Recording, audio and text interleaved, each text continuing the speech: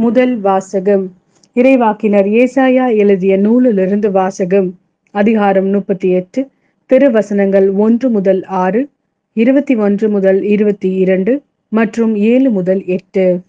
அந்நாள்களில் எசேக்கியா நோய்வாய்ப்பட்டு சாகும் நிலையில் இருந்தார். ஆமோச்சின் மகனான ஏசாயா இறைவாக்கினர் அவரை காண வந்து அவரை நோக்கி, ஆண்டவர் கூறுவது இதுவே: நீர் வீட்டு காரியத்தை ஒழுங்குபடுத்தும், ஏனெனில் நீர் சாக போகிறீர், பிழைக்க மாட்டீர் என்றார்.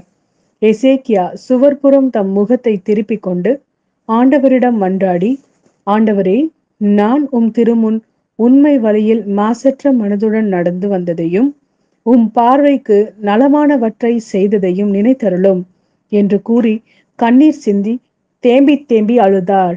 அப்பொழுது ஆண்டவரின் வாக்கு ஏசாயாவுக்கு அருளப்பட்டது. நீ எசேக்கியாவிடம் சென்று கூற வேண்டியது: உன் தந்தை தாவீதின் கடவுளாகிய ஆண்டவர் கூறுவது இதுவே: உன் கண்ணீரை கண்டேன்.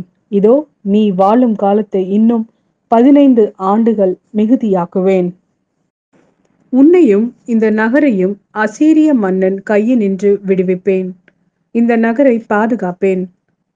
தாம் கூறிய இந்த வார்த்தையை ஆண்டவர் நிறைவேற்றுவார் என்பதற்கு அவர் உமக்களிக்கும் அடையாளம்: இதோ, சாயும் கதிரவனின் நிழல் ஆகாசின் கதிரவக்கடியில் 10 பாத அளவு பின்னிட செய்வேன். அவ்வாறே சாயும் கதிரவனின் நிழல் அக்கடிகையில் 10 பாத அளவு பின்னிட்டது.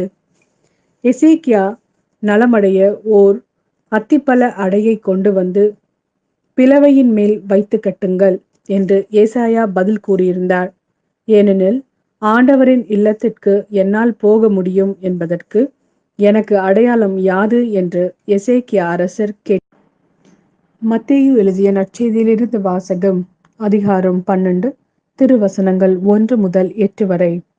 அன்று ஓர் ஓய்வு நாள். இயேசு வயல்வெளியில் சென்று கொண்டிருந்தார். பசியாயிருந்ததால் அவருடைய சீடர் கதிர்களை கொய்து தின்ன தொடங்கினர். பரிசேயர்கள் இதை பார்த்து இயேசுவிடம், பாரும், ஓய்வு நாளில் செய்யக்கூடாததை சீடர்கள் செய்கிறார்கள் என்றார்கள்.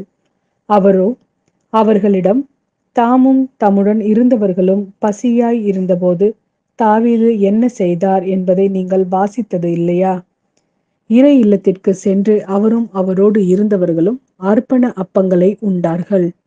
குருக்கள் மட்டுமே உண்ணக்கூடிய அப்பங்களை அவர்கள் உண்டது தவறல்லவா?